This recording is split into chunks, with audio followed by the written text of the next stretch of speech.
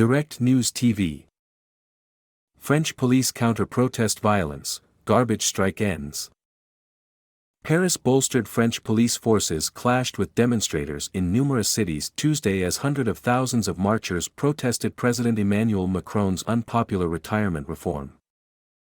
Security was ramped up for the 10th round of protest marches since January after the government warned that some demonstrators intended to destroy, to injure, and to kill. The Interior Ministry put the number of demonstrators nationwide at 740,000, down from more than 1 million 5 days ago when protesters voiced their rage at Macron's order to ram the bill raising France's legal retirement age from 62 to 64 through Parliament without a vote. The Paris police counted 93,000 in Paris compared with 119,000 last Thursday, when violence reached a peak. In a bid to keep up pressure on the government to simply withdraw its retirement measure, unions organizing the protests called for new strikes and marches on April 6. In a sign that protests may be losing a little steam, sanitation workers in Paris announced that they are suspending their more than 3-week-long strike that has left piles of stinking garbage uncollected on the capital streets. Growing piles of rotting garbage in the French capital became a symbol of the larger protests. The CGT union, which organized the strikes, said in a statement that workers will return to their jobs Wednesday. It was unclear whether private companies responsible for keeping some Paris districts clean will return to work. Concerns that violence could mar the demonstrations prompted what Interior Minister Gérald Darmanin described as an unprecedented deployment of 13,000 officers, nearly half of them concentrated in the French capital. A group of security forces in Paris at one point withdrew behind the wooden doors of a residential building during hours-long standoffs against ultra-leftist militants attacking with various projectiles and fireworks.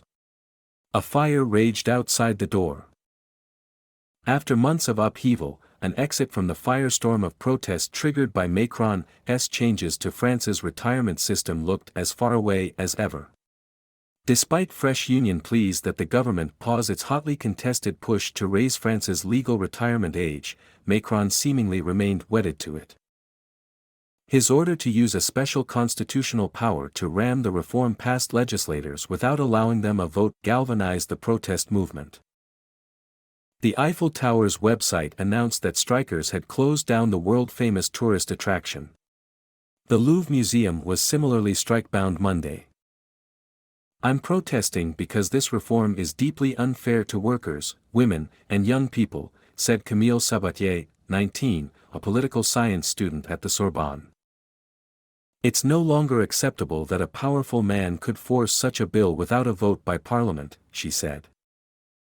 "Everybody is getting madder," said Clement Sailed, a train passenger at Paris Gare de Lyon railway station, where tracks were temporarily invaded and blocked Tuesday by protesting workers. He said he supports the strikes despite their impact on transportation and other services. "I am 26, and I wonder if I will ever retire," he said.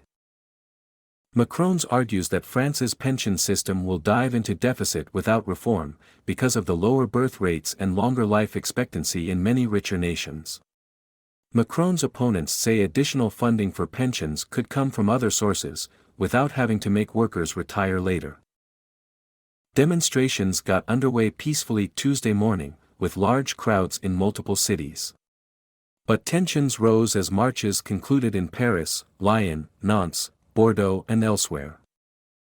Police were hit with objects and responded with tear gas to disperse demonstrators in the western city of Nantes. In the center of Lyon, in the southeast, there were numerous confrontations between demonstrators and police as the protest wound down.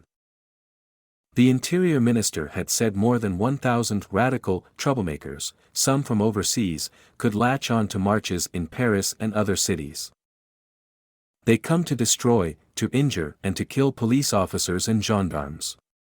Their goals have nothing to do with the pension reform. Their goals are to destabilize our republican institutions and bring blood and fire down on France, the minister said Monday. Some protesters, human rights campaigners and Macron's political opponents allege that police officers have used excessive force against demonstrators.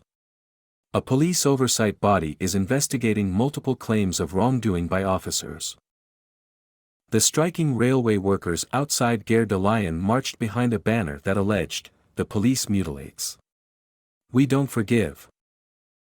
Lucy Henry, a 36-year-old protester, said that by skirting Parliament to impose his reform, Macron has set everyone on fire. What adds fuel to the fire is the behavior of the government, the police violence in particular, she said. Macron's opponents are urging him to cool tempers by backing down. Union leader Laurent Berger appealed Tuesday for a pause in implementing the retirement reform and for mediation. "If we want to avoid tensions, and I want to avoid them, what the trade unions are proposing is a gesture to calm things down," he said. "It must be seized." Prime Minister Elizabeth Borne reportedly offered to receive the 8 unions organizing the protests. Berger, head of the moderate CFDT, said he agreed, French media reported. It was not clear whether other unions backed that stance. The latest round of protests prompted Macron to indefinitely postpone a planned state visit this week by King Charles III.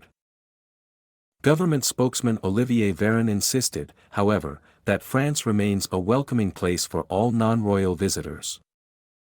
"Life goes on," he said.